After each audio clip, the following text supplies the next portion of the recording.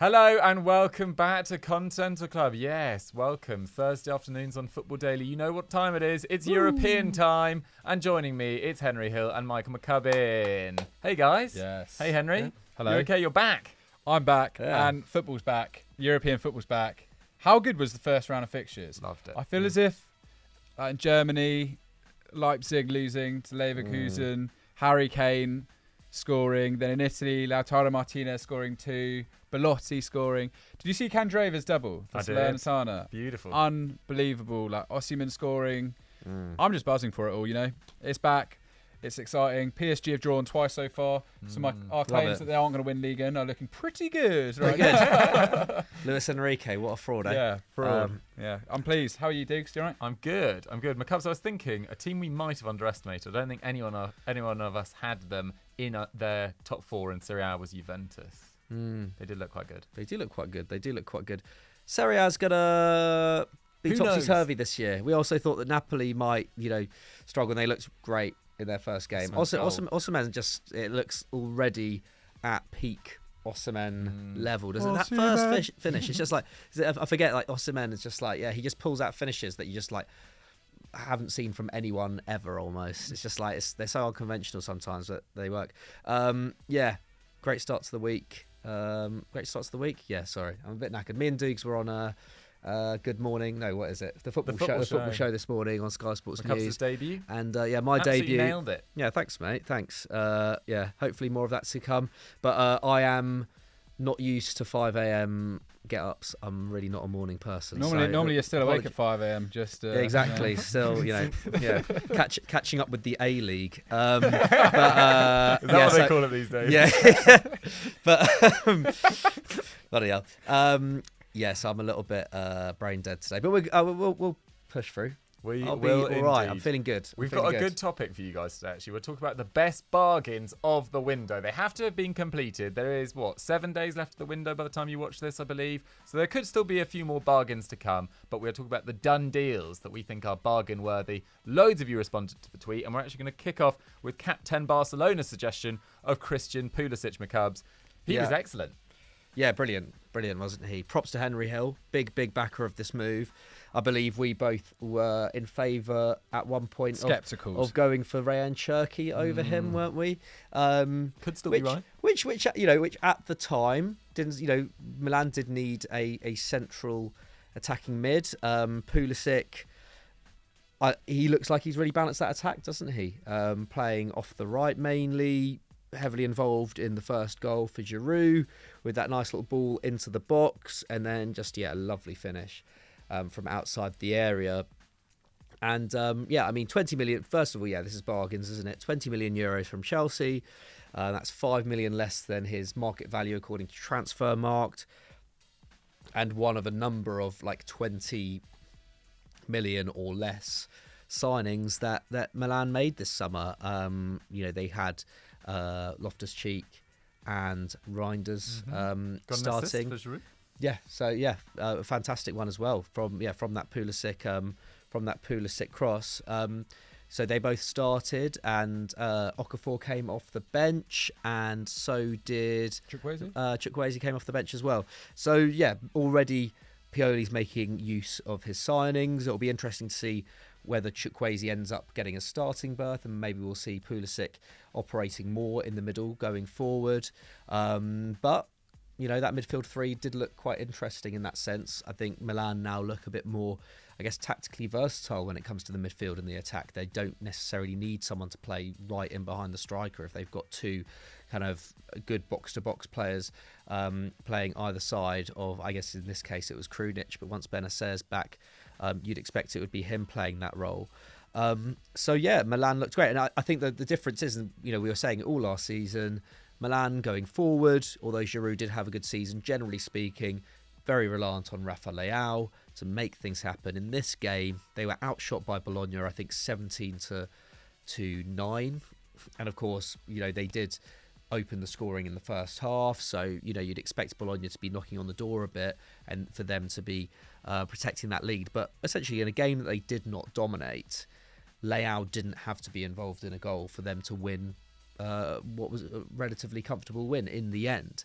And I think the Pulisic effect in that sense has already begun, or at least that it did in this game. He was so effective, and it was interesting actually. It kind of the fact that he was combining with Giroud in particular did make me think, and I was kind of looking into it, and I actually forgot, but that purple patch that Pulisic had, that we all remember at Chelsea when we thought actually this guy could be the future of Chelsea's attack, that kind of post-lockdown period in 2020, it was Giroud that was really benefiting from that. I think Giroud scored something like 5 in 6 games during that run, and during that time Pulisic, I think, got 4 goals and 4 assists. So they were combining really well in that period, and it feels like they've picked up where they left off in that sense, in a new team that is that's really going places. Love it. Captain America hit the ground running. American own that club as well. They're going to absolutely love having Pulisic there. The marketing's already going crazy, I believe, over in the States.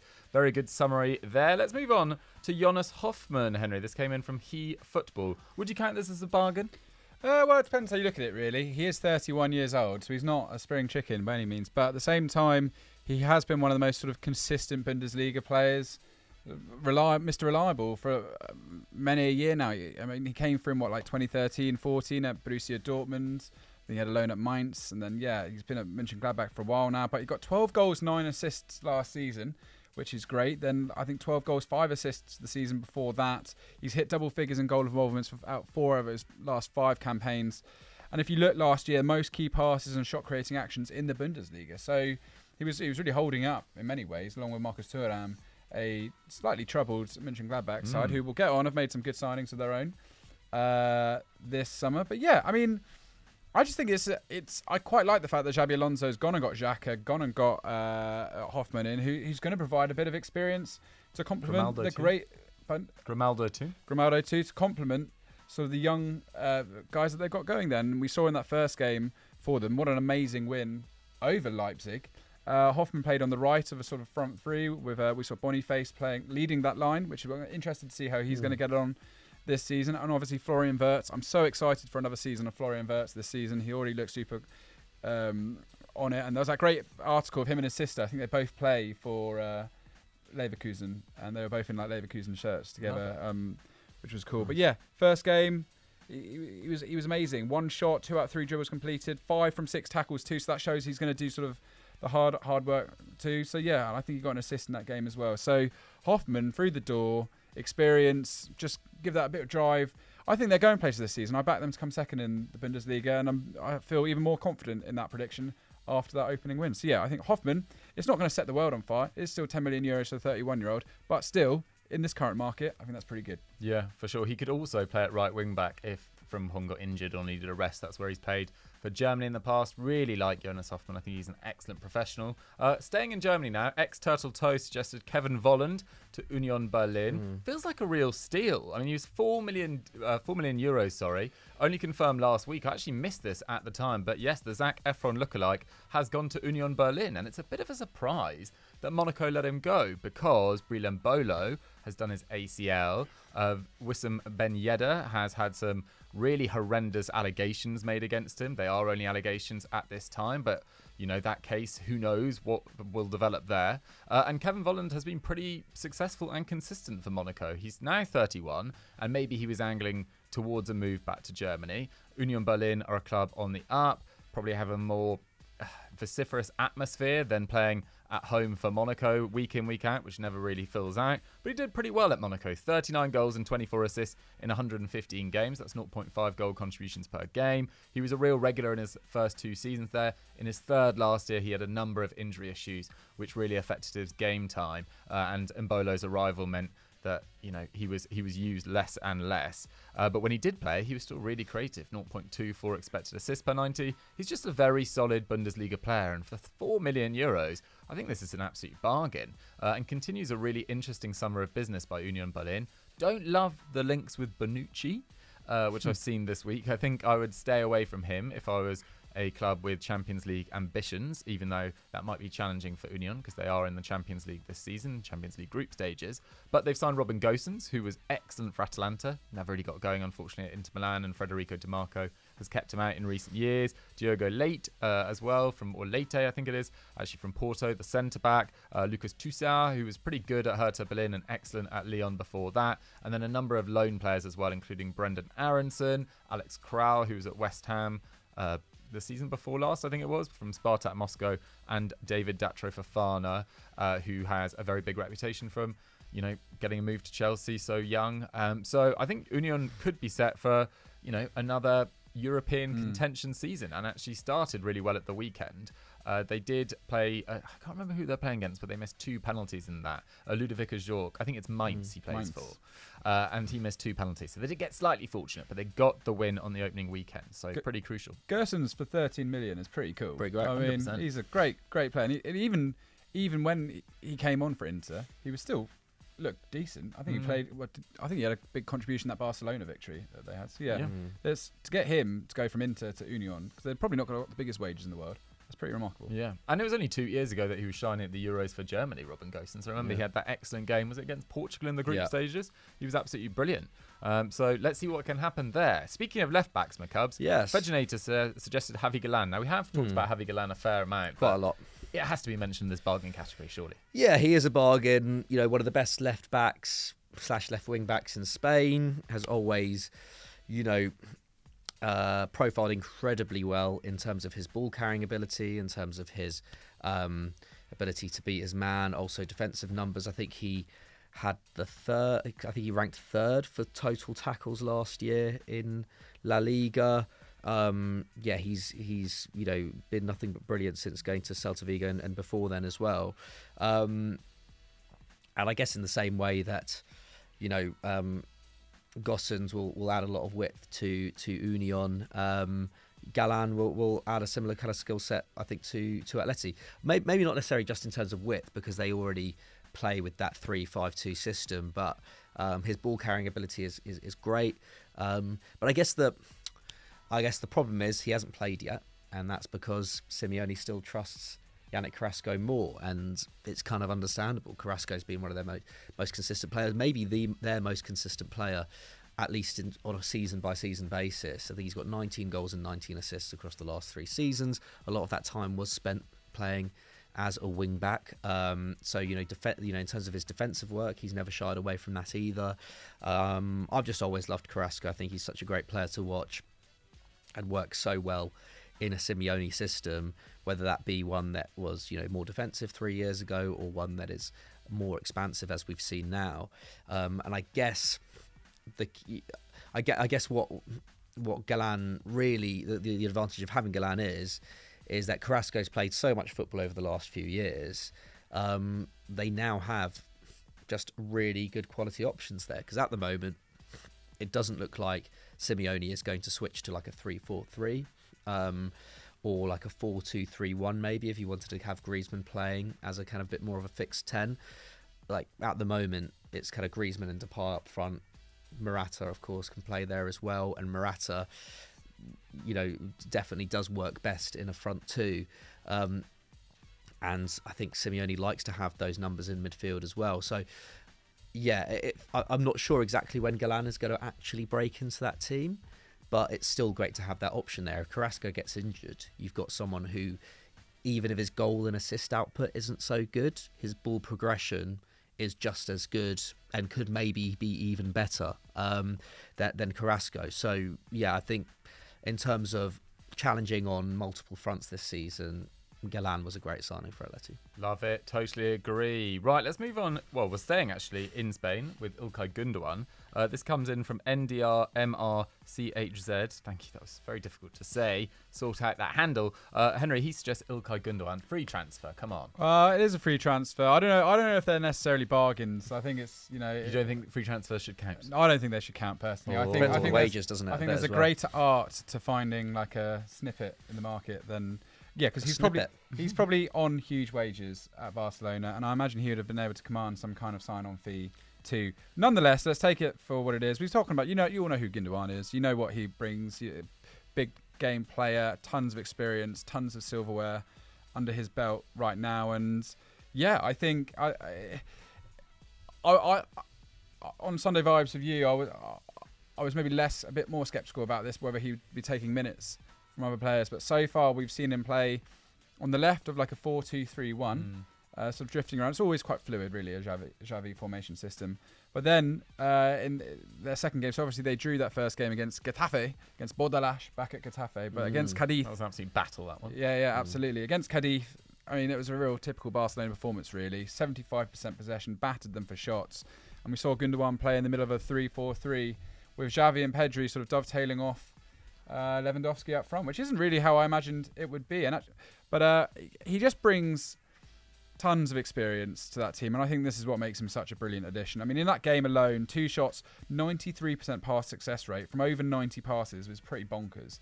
6 key passes too. And if you consider, I know Ter Stegen's obviously very experienced by this point. Frenkie de Jong's been there a while. But with Lewandowski up front, they've now got a real spine of know-how, because surrounded by them, they still had a very young team. Barcelona, Balde, I think there's another young guy whose name escapes me. But yeah, I think what he brings to that side is just experience. And I think really the Champions League is where we're going to be judging Barcelona this season. After they won La Liga, they are going to probably finish in the top 2, top 3, maybe even win La Liga again. It's the Champions League, having failed to get out of the group stages now for 2 years running. That's really where their season, I think the success lies this year, and whether they'll be judged, and financially too. I think they need to begin to get back into the latter stages of the knockout rounds. And is this the last season of it in its current form? The Champions League? I think so, yeah. It is. Yeah. Boo-hoo. That's a shame. But anyway, yeah, Gundogan, sure, free transfer. Can't go wrong with him. I think he's going to be classed from this season, and as we saw against Cadiz. Yeah, for sure. And they haven't brought in Lewandowski, their big money signing from the previous summer, just to get knocked out in the group stages again and play in the Europa League. I will say that it still doesn't look like he's figured out what formation he's going to go with this season. And we saw Frenkie de Jong playing in defence the last game. I think it's still going to be a few rounds before we discover exactly how Barcelona are going to line up, and then we'll see where Gundogan truly fits in. But I think he's going to be a regular. Yeah, for sure. And they really need to get the João Cancelo deal over the line. If the reason they got rid of Ousmane Dembele was to bring in Cancelo, have to get that done. Interesting to see Man City potentially sort of panicking in the market in the last few hours, at least. You'll probably have more information by the time this video goes out tomorrow, but Lucas Paquetá looks off, then Eberechi Eze was being talked about, now Mateusz Nunes is the latest one. I think that's quite uninspiring for City, if I'm totally honest. Don't think he's been particularly good for Wolves so far. I think Eze would be excellent, but he's going to cost so much money. Right, back to Europe, though. Let's talk Daichi Kamada to Lazio. This comes in Rishi Joe Sanu. Now, I'm a big fan of Daichi Kamada, can play in a number of positions and has been excellent for Eintracht Frankfurt pretty much in all of them over the last few years. Looks like he's been signed by Sarri to sort of go some way to replace the loss of Sergej Milinkovic-Savic, who obviously went to Saudi Arabia, and he started in a midfield 3 at the weekend on the right-hand side with Cataldi and Luis Alberto, I think was on the left-hand side. He actually mainly contributed in terms of his defensive numbers. I think it was around 6 tackles and interceptions, which is really impressive. You know, goes to show how hard-working he is. But he hasn't been brought in for that. He's really been brought in to add goals and assists in the final third. I mean, last season, 15 league goal contributions. 40 goals and 33 assists during his time at Frankfurt. This guy is ready to contribute for Lazio. And again, Henry doesn't like it, a free transfer. But it's good that they managed to attract a player of his quality to Lazio, given I imagine quite a few clubs were interested in signing him on a free, although there wasn't that much interest from the Premier League, which I was slightly surprised about. But Sergej Milinkovic-Savic, big shoes to fill, contributed at least 17 league goals in each of the last 3 seasons. Kamada, if he can get over 10 in his debut season at Lazio, in terms of goals and assists, I think that's a pretty good return. It'll be interesting to see as well. You know, Sarri at times used Felipe Anderson as a false 9 last year when Immobile was injured, rather. That was a throwback to Henry when he called him Immobile. It's a tough name. It's in my head now. Immobile. Immobile. But when he was injured last term, and Tati Castellanos has arrived from Girona as well. So he does now have a backup 9. But maybe Daichi Kamada could play as a false 9 at points as well. Right, let's move on to some of these other names. McCubs, we've got quite a few down here. Who do you want to talk about next? I guess Fran Garcia to Real Madrid at Muad 322. Sorry, sent this one in. Yeah, I mean, again, a bit like Galan to Atleti. Actually, this is more important in many ways because Madrid have kind of needed, a viable left-back option. Ferland Mendy felt like he was falling out of favour last season, didn't it? Camavinga coming in his absence, and I think Real fans in general were... I think his performances did decline a bit. I think I was always very... I always really liked Ferland Mendy, but I think he never quite, in an attacking sense, combined with Vinicius in the way that Real Madrid need a left back to do, really, if they're really going to maximise Vinicius's skill set. You've got pretty much the best left winger in the world there. If you can have a top class attacking left back in there as well, then you've got the best left side in the world. And Fran Garcia, bought back from Rayo Vallecano for €5 million. Vallecano, of course, have played some really good stuff over the last few years. He spent his first year with them in the Segunda Division. Only missed 4 games since they came back to La Liga, so he's got tons of La Liga experience now. Got 5 goal involvements last term, not to be sniffed at all. Ranks, like Galan, ranks, very, very highly, top 2% of fullbacks in Europe for progressive carries. So very, very comfortable playing out from the back, very, very comfortable contributing in the final third in that sense, and contributing to build up, and playing with the midfield that Real Madrid have now. There's just so many options there, isn't he? He's just got world-class players who he can link up with, play 1-2s with, and seems to already have the trust of Ancelotti. He's played the full 90 in both of their games this season. They've started with a bang, of course. He's had 2 shots. He's already created 2 chances. I think only Carvajal and Tchouaméni have made more tackles than him, so he's been super active defensively as well. He just already looks really, really comfortable in that Madrid setup. I think this is definitely up there. I think Madrid fans, when this deal was on the cards, were all pretty happy with it. And I think that speaks volumes, given that usually, Real are in the market for, ready-made stars, really. And I know, Fran Garcia's got obviously history with the club, having been there before, having come through there. But for a player to make that step up from a Vallecano side, which was overperforming, and despite looking really great at points, never really made it past. Was it 7th? Was that the kind of highest threshold they've kind of reached in the last few years? To see a player like that come back in for a really good fee and settle in instantly into one of the 2 or 3 biggest and best sides in the world is great to see. So great business on their part. 100%. I think it's quite a show of faith as well that they were willing to bring him back. I mean, Real Madrid have offloaded permanently so many talented youngsters in the last 5 years. Odegaard, Hakimi, etc. So for Fran Garcia to be brought back at a snip, really impressive stuff, and long may it continue. It's a really nice story. Henry, who do you want to talk about next? I'm going to go to Germany. I think Tomas Cvancara to Gladbach from @WM13_14. I mentioned him a few weeks ago as someone potentially to watch, and he's got off to a great start. It's quite clearly just sort of the Thuram replacement at centre forwards for this Gladbach side under Seoane. 4-4 opening draw against Augsburg.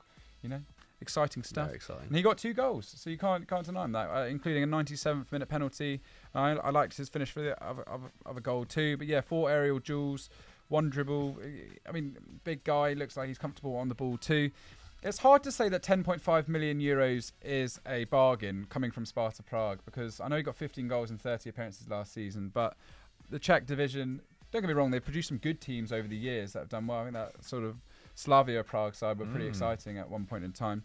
But it is still a gamble, that fee, but it looks like one that could potentially pay off in the new system. So I'm excited to see how that works out. Czech international, obviously great pedigree, Czech Republic producing players, always really strong in the under-21s. Great strikers as well. And actually, and then Wolfsburg. I think Wolfsburg have done so well this summer. They've obviously raised about 70 million from Van de Ven and Mecha, and they've basically reinvested that entire fee on a spread of players. And I think that's really, it's good when clubs go and do that. I mean, if we look at some of the transfers they've got in, Maya, who they've got in from Rennes, that for 25 million, that's a big fee, it must be said, but a pretty solid central midfielder. He already in his opening game has played in exactly the same position as in Mecha, but it's some of the other pieces of business that I think are great. I mean, I saw someone say that Joachim Meiler from Atalanta. I really like this for 12 million euros, kind of similar to Gersons. He's that exciting left wing back, really capable of getting in the other end of the pitch. I think he got 3 goals, 3 assists last season. The first season he'd really started playing for Atalanta. I think he can play on the right as well, can't he? Play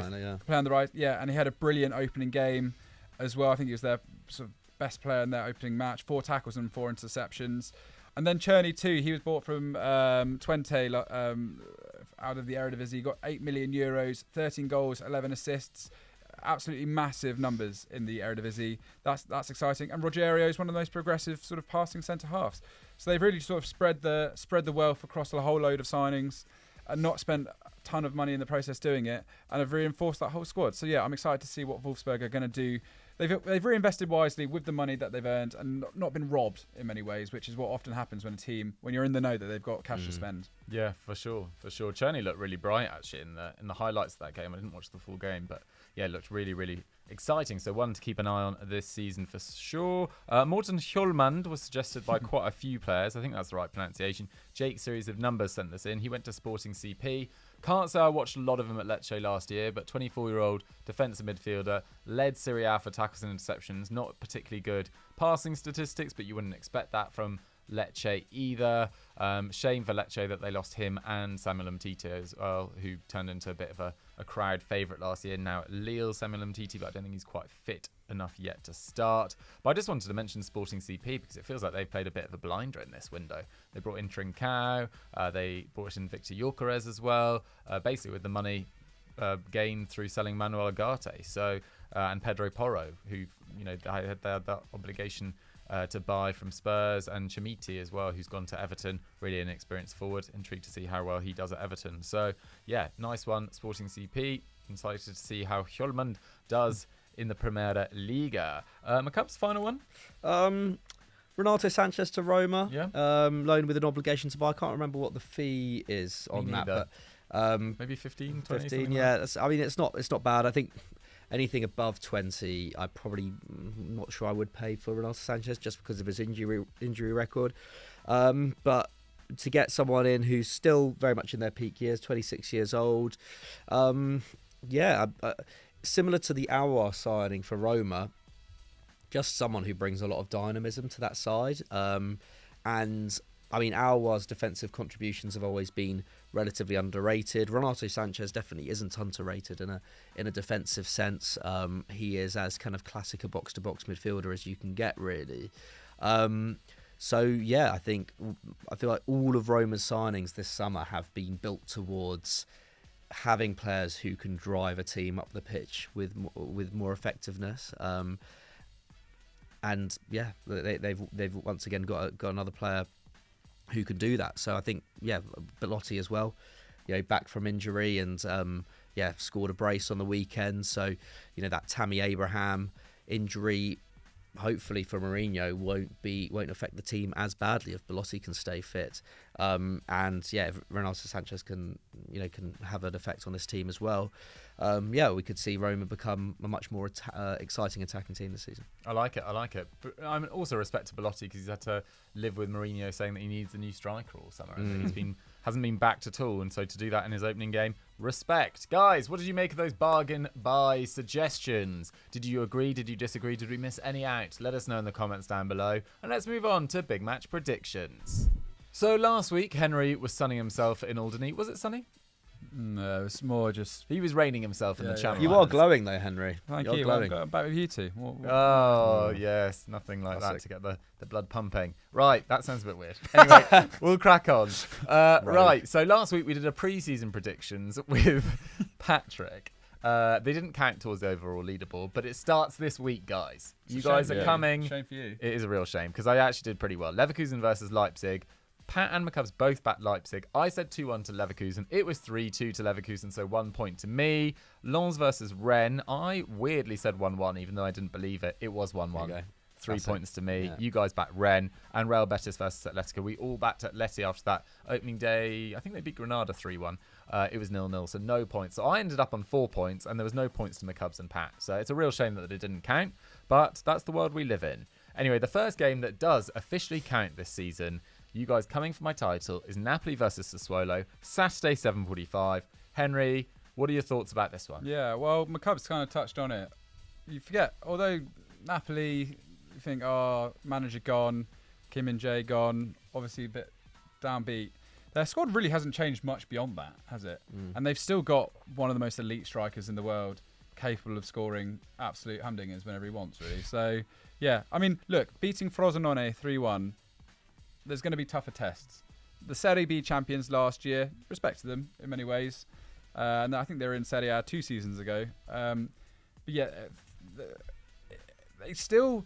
I think we saw a sense of what this Napoli side are going to be like, because Frosinone still had 48% possession to 52. And if we consider that Napoli were like the possession-heavy side of Serie A last season, I think they were willing to be a bit more cagey in this game, maybe perhaps be more respectful to their opponents. So I think this is what we're going to slightly see from Napoli this season.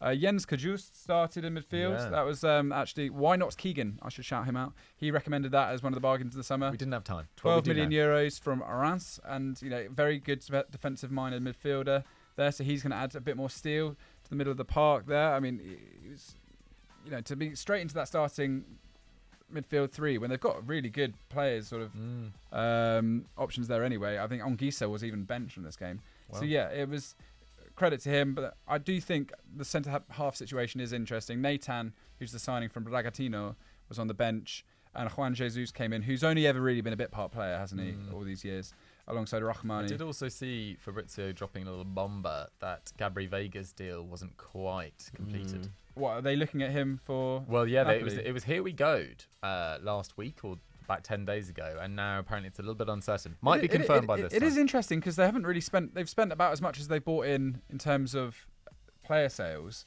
And this is a team that won Serie A and got quite deep in the Champions League. They must have money to spend somewhere. So yeah, let's wait and see what happens there. Still though, I was They quite did give impressed. Osman that big new deal though.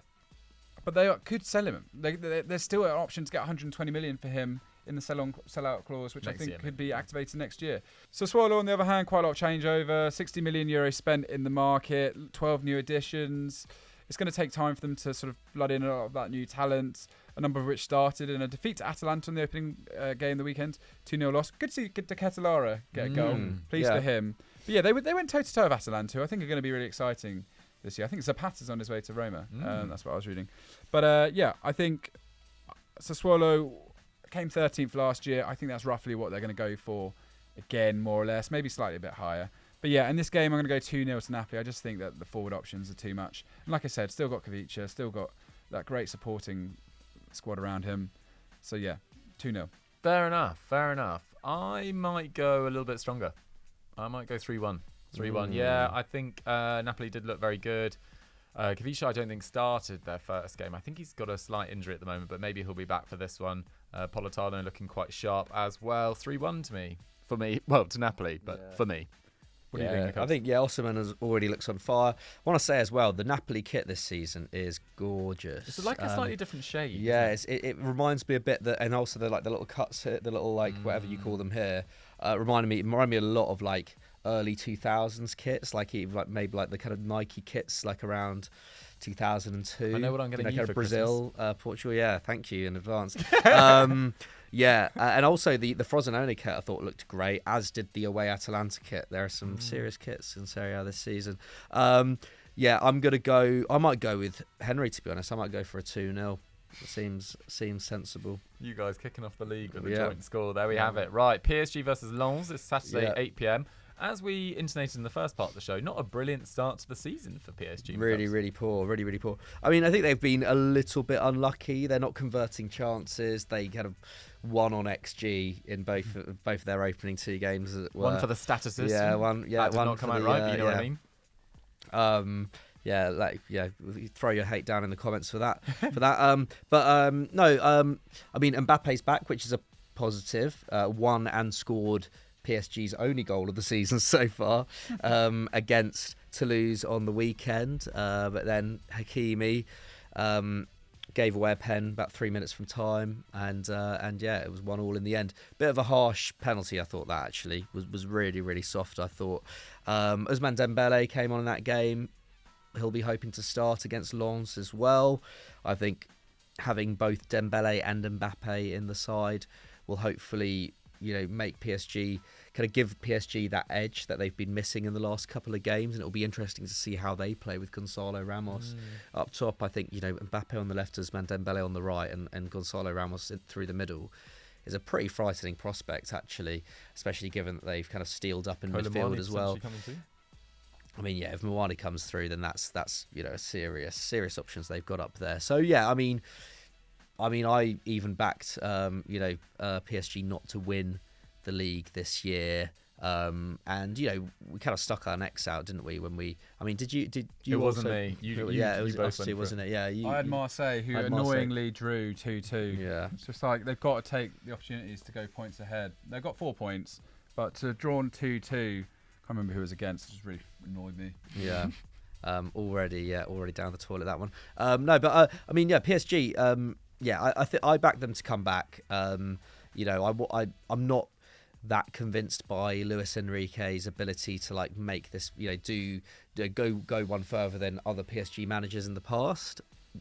But at the same time, once those Dembele's in that side, I think, and he's fit and firing, I think that PSG attack will really come to fruition.